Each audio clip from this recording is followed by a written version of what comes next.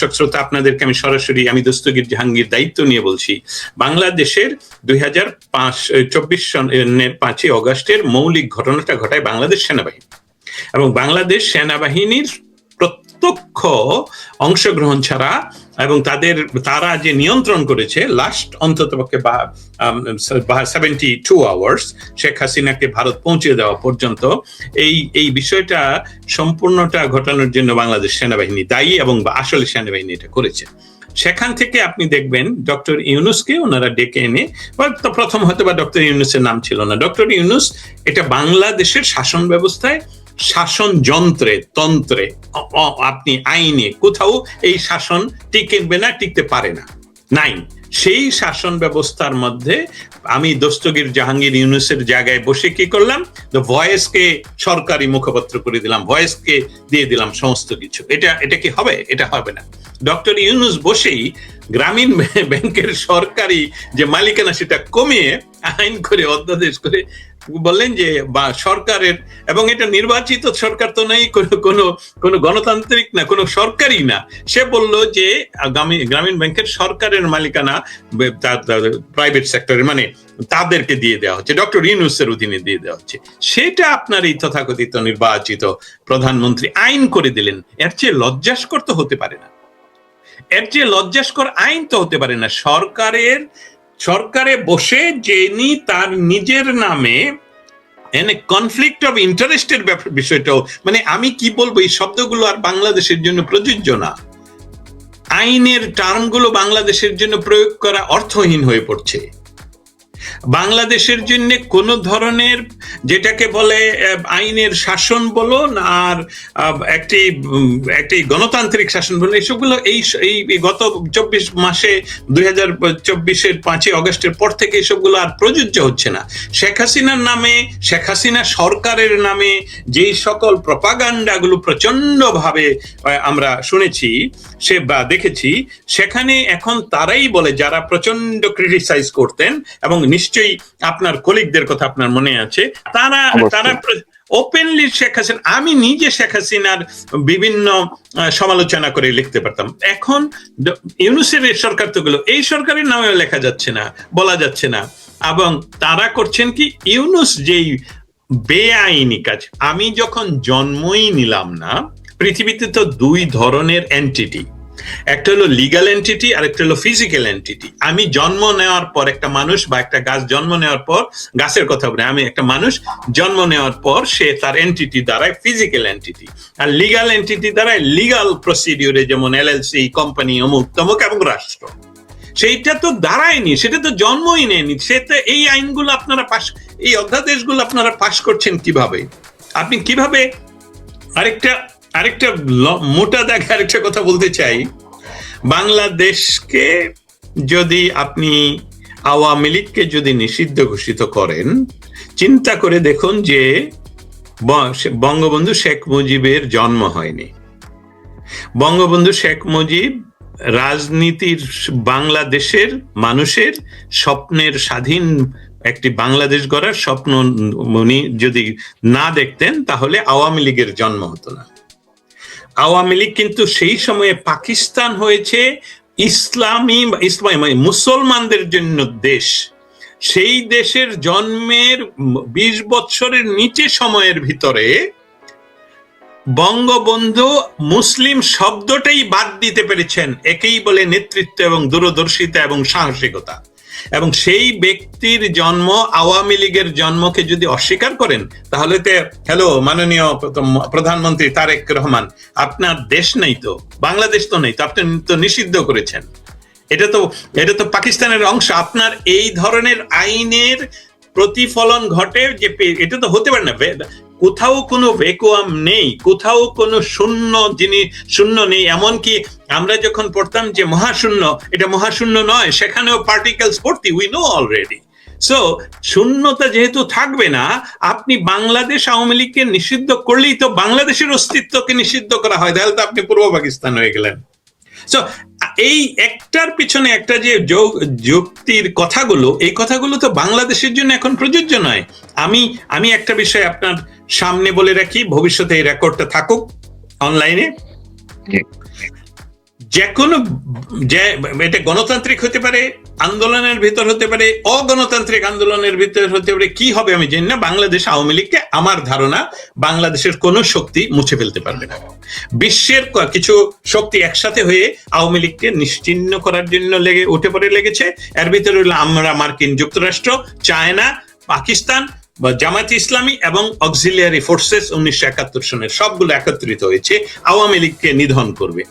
কিন্তু আপনারা সব সময় নিজেরই বিভিন্ন নাম নিয়ে আসতে হয়। আপনারা যে শিবির, এটা আপনারাই বলতে পারেন না, কিন্তু আওয়ামী লীগকে বারবার নিষেধ করেন। পাকিস্তানে নিষেধ করেছে, বাংলাদেশে আরো নিষেধ হয়েছিল। এবং আওয়ামী লীগ যখন ফিরবে, ইংরেজিতে টার্ম হলো, লিগাল টার্ম হলো প্রেসিডেন্স, কমন লতে হলো আইন।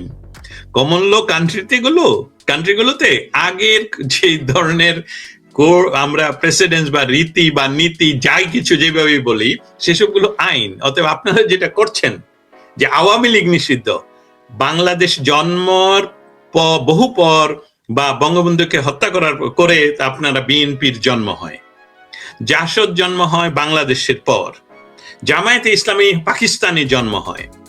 তাহলে বাংলাদেশ জন্মের ইতিহাসের সাথে যে যুক্ত, তাকে যে আপনারা নিষেধ করলেন, আওয়ামী লীগে এসে যদি সম্পূর্ণভাবে সকলকে নিষিদ্ধ করে, তাহলে বাংলাদেশের মানুষ তাকে সাপোর্ট করবে, কারণ আপনারা প্রেসিডেন্ট তৈরি করে যাচ্ছেন। অতএব দুঃখজনক ভাবে হলো সত্য যে শেখ হাসিনা যতটুকু পর্যায়ে গণতান্ত্রিক, আমাদের দেশের মানুষ আমরা গণতন্ত্রের জন্য প্রস্তুত নই, আর গণতন্ত্রের নির্দিষ্ট কোনো সংজ্ঞা নেই। আমাদের দেশের গণতন্ত্রের সংজ্ঞা আমাদের মতন হবে, ব্রিটেনের গণতন্ত্রের সংজ্ঞা ব্রিটেনের মতন হবে, কারণ ওই দেশের আবহাওয়া, ওই দেশের মানুষের খাবার, ওই দেশের মানুষের কালচার ওইভাবে।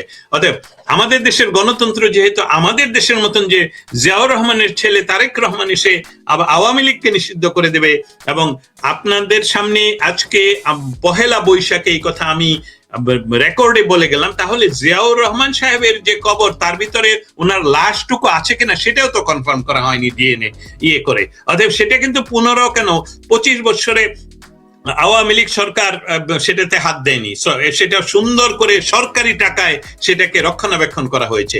আর আপনারা নাকি নিজেদের নির্দেশে 32 নম্বর ভেঙে দিয়েছেন। অতএব আমি আশঙ্কা করছি যে আওয়ামী লীগ যখন ক্ষমতায় আসবে, তখন আমি এটা চাই না, আমি চাই আওয়ামী লীগ সবচেয়ে ভালো করুক, সমস্ত কিছুকে ক্ষমা করে দেখ। কিন্তু একটি বিষয়ে আমরা প্রতীয়মান হলাম, আওয়ামী লীগ হয়তো বা সবসময় ক্ষমা করে দেয়, কিন্তু আওয়ামী লীগকে তারা সুযোগ পেলেই ধ্বংস করতে চেষ্টা করে। অতএব এটা আমাদের জন্য একটা দুর্যোগের ইঙ্গিত আমি মনে করি। অনেক ধন্যবাদ। আপনি ক্ষমার কথা বললেন, এই যে ক্ষমাই অনেকে এইটি বলছে এবং এটি বাস্তবতা যে আওয়ামী লীগ আসলে যে বঙ্গবন্ধু থেকে শুরু করে শেখ হাসিনা পর্যন্ত যতবার ক্ষমা করেছে, দয়া করেছে, সেই ক্ষমাকে আসলে বিরোধী পক্ষ, বিরোধী শক্তি তারা দুর্বলতা ভেবে আওয়ামী লীগের উপরে আঘাত হেনেছে। সেটি 2024-এর 5ই আগস্টেও কিন্তু সেটারই একটি প্রতিফলন দেখা গেছে। ফলে এখন প্রশ্ন উঠেছে, আওয়ামী লীগ সামনেও কি এই ভুলগুলো করবে কিনা, ক্ষমা করতে গিয়ে পুরো বাংলাদেশের মানুষকেই বিপদগ্রস্ত করবে কিনা, সেটিও কিন্তু এখন থেকেই ভাবার অবকাশ রয়েছে। আমি আরেকটি প্রশ্নের একটু উত্তর আপনার কাছ থেকে শুনে আমরা শেষ করতে চাই। সেটি হলো যে, এই যে ডক্টর ইউনূসের সময়ে আমরা দেখলাম সারা বিশ্বে এক ধরনের মানে নিন্দার ঝড় উঠেছিল, উদ্বেগ বাংলাদেশ ছাপিয়ে সারা বিশ্বে চলে গিয়েছিল, যে মব সম্রাট হিসেবে বলা হয় ডক্টর ইউনূসকে।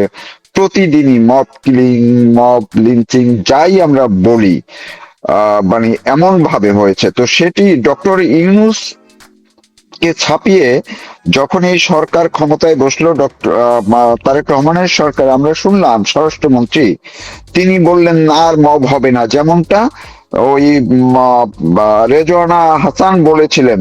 যেদিন বলেছেন মব হবে না, তারপর দিনই মব হয়েছে, সেদিন থেকে আরো মব বেড়েছে। তো এই যে একজন পীরকে পিটিয়ে হত্যা করলো, সেটি কি মব হিসেবে আপনি দেখবেন, নাকি তারেক রহমান কেন দেখলেন না মব হিসেবে, বা তারা কেন দেখছেন না? আর এই পরিস্থিতি কি এই সরকারের সময়ও আসলে চলতেই থাকবে কিনা? আমরা আজকের আলোচনার মূল আলোচনায় চলে আসলাম। বিষয়টা হলো যে যেই সরকার এখন দেশ চালাচ্ছে তথাকথিত নির্বাচনের মাধ্যমে, এই সরকার আসলে যারা ডক্টর ইউনূসকে ক্ষমতায় বসিয়েছিলেন তাদের এক্সটেনশন। কারণ দেখুন, তাদের যে ন্যাশনাল সিকিউরিটি অ্যাডভাইজার, উনি বিএনপির হয়ে পড়েছেন, পররাষ্ট্রমন্ত্রী। সো এটা শুধু একটু এক্সটেন্ড করে, একটু লম্বা করে দেখলেই বা বড় করে দেখলেই বুঝতে পারবেন যে এই সরকার হলো ডক্টর ইউনূসের সরকারই চলছে। এবং সেই মব ছাড়া ওনাদের আসলে রাজনৈতিকভাবে আমার মনে হচ্ছে আজকে এতদিন পরে, আমরা তো প্রায় 2 মাস সময়ের মতন, জানো ফেব্রুয়ারির 12, আজকে এপ্রিলের 12, হ্যাঁ 2 মাস সময় তো দিয়ে দিলাম, আরো না হয় 1 মাস দিব। এখন আমি বলতেই পারি যে এই সরকার আসলে কোনো রাজনৈতিক সরকার নয়। কারণ রাজনৈতিক দল যদি শক্তিশালী হয় তাহলে রাজনৈতিক দলকে আমরা মনে করি যে মন্ত্রিসভার মধ্যে টেকনোক্রেট মন্ত্রীকে পররাষ্ট্রমন্ত্রী দেওয়া হয় না। কারণ আমি যখন একটা রাজনৈতিক দলের নেতা, তখন আমার রাজনীতি ভারতের সাথে কি হবে এটা তো আমার দলীয় রাজনীতির বিষয়। তো ওই ব্যক্তিটা তো বিএনপির দলীয় রাজনীতিতে কখনোই যুক্ত ছিলেন না। উনি এসেছিলেন যারা, আমি শব্দটার শাসন ব্যবস্থা পরিবর্তন, আমি কিন্তু ইংলিশে শব্দটা বলে রেজিম চেঞ্জ, এটা সহজ বাংলা হলো ক্ষমতার পরিবর্তন। নো, আমি এটার বাংলা শব্দটা ব্যবহার করতে চাই, শাসন ব্যবস্থার পরিবর্তন যারা করতে চেয়েছেন। শাসন ব্যবস্থার পরিবর্তন যেমন করা হয়েছে ইরাকে, ধ্বংস করে দেওয়া হয়েছে। শাসন ব্যবস্থার পরিবর্তন করা হয়েছে সিরিয়াতে, ধ্বংস করে দেওয়া হয়েছে। শাসন ব্যবস্থার পরিবর্তন করা হয়েছে লিবিয়াতে। কিন্তু মিশরে সরকার পরিবর্তন করা হয়েছে, শাসন ব্যবস্থা পরিবর্তনের নির্বাচনে যখন মুসলিম ব্রাদারহুড এসে ক্ষমতা দখল করলো বা নির্বাচিত হলো, তাদেরকে সরিয়ে দিয়ে আবার জেনারেল সিসিকে সেখানে বসানো হলো যাতে মুবারকের ধারাবাহিকতা থাকে। এখানে কিন্তু শাসন ব্যবস্থা পরিবর্তন হয়নি, জাস্ট ক্ষমতাটা পরিবর্তন করা হয়েছে। ঠিক একইভাবে এখন আসি আপনার কথায় যে এটা যে রাজনৈতিক দল নয়। ইরানে দেখুন, ইরানের সমস্ত লিডারদেরকে আমরা যুক্তরাষ্ট্র বোমা মেরে হত্যা করে ফেলেছি। আমরা প্রতিদিন সেখানে আক্রমণ করছি, কিন্তু তারপরেও সেখানে শাসন ব্যবস্থা পরিবর্তন হচ্ছে না। আপনি দেখতে পাচ্ছেন যে সেখানে পৃথিবীর সবচেয়ে টেকনোলজিক্যাল এবং যেটাকে বলে সমর অস্ত্র সবচেয়ে শক্তিশালী আমেরিকা এবং ইসরায়েল, তারা চেষ্টা করেও হয়তোবা তারা যেভাবে এক রাতে শেষ করে দিতে পারে, এটা বাস্তব সত্য কথা। কিন্তু সেটা তো এই ধরনের যুদ্ধ আসলে পৃথিবীর জন্য মহা ঝামেলা সৃষ্টি হবে। আমি যেটা সংক্ষিপ্ত আকারে বলতে চাচ্ছি যে বাংলাদেশে 6 জন ছেলেকে সামনে রেখে শাসন ব্যবস্থাই পরিবর্তন করে ফেললো, অথচ আরেকটা দেশে প্রতিদিন যুদ্ধ করে শাসন ব্যবস্থা পরিবর্তন করতে পারছে না। অতএব এইটার উদাহরণ হলো যে আমাদের দেশের মানুষের বিশ্বাসঘাতকতা এবং তাদের স্বাধীনতার প্রতি অশ্রদ্ধা, দেশের তারা যে স্বাধীন একটি জাতি শিরোধারা দাঁড় করে দাঁড়াইতে পারে সেইটা দেখুন। ইরানে কিন্তু আমার মনে হয় প্রায় 80% ইরানিয়ান সাধারণ মানুষ এবং 100% নারীরা কিন্তু এই সরকার বিরোধী, যে সরকার এখন ক্ষমতায় আছে। কিন্তু যখনই সেখানে যুদ্ধ আরম্ভ হলো, দেখুন তারা কিন্তু অস্ত্র তাদেরকে পাঠানো হলো, কিন্তু তারা অস্ত্র গ্রহণ করলো না, হাতে অস্ত্র তুলে নিল না, না আগে আমাদের দেশ বাঁচাবো, তারপরে আমরা শাসন ব্যবস্থা পরিবর্তন করব। কিন্তু বাংলাদেশে বারবার ঘটছে। অতএব আমাদের ভেতরে আমরা আসলে সঠিক একটি ক্লিন জাতি নই। এবং এই যে পীর হত্যা আজকে এটা নতুন নয়। ডক্টর ইউনূসের সময় লাইভে টেলিফোন থেকে লাইভ করে চতুর্দিকে এই আল্লাহু আকবার ধ্বনি দিয়ে আমি দেখেছি পীরদের বাড়ি আক্রমণ এবং নৃশংসভাবে হত্যা। এসবগুলো কারবালার প্রান্তরের কথা আপনাদেরকে স্মরণ করিয়ে দিতে অনেকটাই সিমিলার। অতএব এটা রাষ্ট্রযন্ত্র। যারা ক্ষমতায় দখল করেছে 2024 সনের 5ই আগস্ট, সেই যে উগ্রবাদী গোষ্ঠী যেটা রন্ধ্রে রন্ধ্রে এখনো বসা, সেখানে বিএনপি অসহায়। বিএনপি যেহেতু দুইটা ঘটনা ঘটে সেখানে, শেখ হাসিনাকে সরিয়ে দেওয়া হলো, আওয়ামী লীগকে নিষিদ্ধ করা হলো, কিন্তু ভ্যাকুয়ামটা হলো যে জামায়াতে ইসলামীকে সারা পশ্চিমারা, ইউরোপিয়ান ইউনিয়ন ছাড়া যারা, আমি যুক্তরাষ্ট্র সহ, তারা চেষ্টা করলো, এমনকি বাংলাদেশে আমেরিকান এম্বাসি পর্যন্ত তাদের সাথে যোগাযোগ রক্ষা করতে চেষ্টা করলো, যে জামায়াত ইসলামী ক্ষমতায় আসছে। কিন্তু বাংলাদেশের সাধারণ মানুষ যারা ভোট দিতে গেল, তারা কিন্তু স্ব ইচ্ছায় গেল যে এই জামাতকে ক্ষমতায় দিলে যতটুকু আমাদের বাঙালিপনা আছে সেটাও ইরানের মতন 55 ইয়ার্স চলে যাবে, কারণ তারা গণতান্ত্রিক কথা বলবে না। তারা ক্ষমতায় নেওয়ার 24 ঘন্টার ভিতরে সমস্ত মুক্তিযোদ্ধাদের বিরুদ্ধে ফাঁসির আদেশ হবে, এরা দেশদ্রোহী হবে, এরা ইসলাম বিরোধী হবে। আমি দস্তগীর জাহাঙ্গীর সারা জীবনের জন্য বাংলাদেশে যাওয়া নিষিদ্ধ ঘোষিত হতো।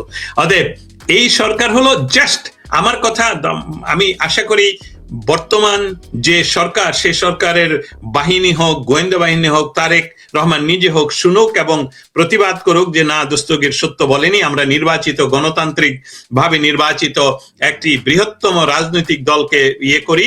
তাহলে আপনারা যদি সেটা করেন, তাহলে এই মানুষ হত্যা, মব হত্যা 24 আওয়ার্সের ভিতরে বন্ধ করার ক্ষমতা থাকতে হবে। আর্মিকে ব্যারাকে ফেরত নিতে হবে। আপনারা নির্বাচনের 2 মাস হয়ে গেল, আপনারা এখনো আর্মি দিয়ে দেশ চালান। অতএব দেশ আপনারা চালাচ্ছেন না। দেশ কারা চালাচ্ছে? আমি দস্তগীর ওয়াশিংটন ডিসিতে বসে বাস্তব অর্থে আমি জানি দেশ কারা চালাচ্ছে। আমার এখানে ডিজিএফআই এরও এখন ব্যক্তিবর্গ ওয়াশিংটন ডিসিতে উপস্থিত। মাত্র 7 দিন আগে আমাদের ওয়াকার জর্জিয়া স্টেটে, উনি বাংলাদেশি বংশোদ্ভূত, যিনি জামাত সাপোর্ট করেন, একজন জামাতের পক্ষে সাপোর্ট করেন আমি মনে করি, এটা আমার ব্যক্তিগত মতামত, সেই জর্জিয়ার সিনেটর, ইউএস এর সিনেটর না, জর্জিয়া স্টেটের সিনেটরের সাথে উনি দেখা করেছেন এবং সেখানে পুরস্কার নিয়েছেন। তারপরে গোপনে ওয়াশিংটন ডিসি তে এসেছেন, আমরা ওনার তথ্য সংগ্রহ করার চেষ্টা করেও পারিনি। এই যে পাকিস্তানি ব্যবস্থা, কারণ পাকিস্তানের রাজনীতির সম্পূর্ণ ব্যবস্থাটাই হলো আর্মি ব্যাক প্রশাসন। আর্মি এই ক্ষমতায় থাকতে হবে। বাংলাদেশের শাসন ব্যবস্থার পরিবর্তন ঘটিয়ে বাংলাদেশের জেনারেল মুনির বানানো হয়েছে ওয়াকারকে, এবং তারাই দেশ আসলে পরিচালনা করছে। ছোট জগন্নাথ হলো আমাদের তারেক রহমান। যদি তারেক রহমান আপনার ক্ষমতা থাকে, তাহলে এসবগুলো বন্ধ করুন। না হলে এই গণপিটুনির শিকার, এই মবের শিকার আপনাদেরকে হতে হবে। এবং তারা কিন্তু প্রতিনিয়ত বলছে, এটা কিন্তু ভুলে যাবেন না, যে তারা যখন আর্মির ক্যান্টনমেন্টের বিরুদ্ধে কথা বলে, তখন আর্মি জেনারেল বা প্রধান জেনারেল বলে ওরা ছোট মানুষ, ওদেরকে মাফ করে দাও। এটা আদর, এটা বুঝতে হবে তাদের। কেন বাংলাদেশের সমস্ত আর্মি জানগুলো দিয়ে এই ধরনের 6টা ছেলেকে সারা বাংলাদেশে ঘুরিয়ে আনা হলো? আপনার যদি ক্ষমতা থাকে, আপনি প্রধানমন্ত্রী, আপনাকে বলছি এই টাকা থেকে কোন খাতে খরচ করা হলো গত 18 মাসে? আমি বলছি ডক্টর ইউনূস সরকারের আমলে যে এনসিপির এই নেতৃবৃন্দকে সারা বাংলাদেশে ঘুরিয়ে আনা। এটা ক্ষমতা থাকলে হাত দেন, ক্ষমতা আপনার নাই, কারণ এনসিপির ওই 4-6 জন ছেলে সংসদে আপনাদেরকে ধমকাচ্ছে। Do you understand? 209 seat, 209 seat নিয়ে আপনারা এই 3-4টা ছেলে যাদের সুশিক্ষা নাই, শিক্ষা নাই, রাজনৈতিক কানেকশন নাই, কিছুই নাই, আপনাদের নেতাকে সেখানে দাঁড়াইতেও দেয় নেই, তাকে বিনা নির্বাচনে পাশ করিয়ে নিয়ে আসা হয়েছে কুমিল্লা থেকে। অতএব আপনারা আসলেই ছোট জগন্নাথ, সেটা আমি যেমন দস্তগীর জানি, আপনারাও জানেন। যদি অস্বীকার করেন, তাহলে প্রমাণ করুন যে বাংলাদেশে আর আগামী 24 ঘন্টায় বাংলাদেশে কোথাও মব হবে না, চাঁদাবাজি হবে না, ইসলামের নামে জঙ্গিবাদ হবে না, মঙ্গল শোভাযাত্রা বন্ধ থাকবে না। কারণ এটা আমাদের প্রাণের, আমরা মঙ্গল চাই, আমরা শান্তির দূতকে আর চাই না, আমরা মঙ্গল চাই, বাংলাদেশের মঙ্গল চাই। এমনকি প্রধানমন্ত্রী তারেক জিয়া, আপনারও মঙ্গল চাই।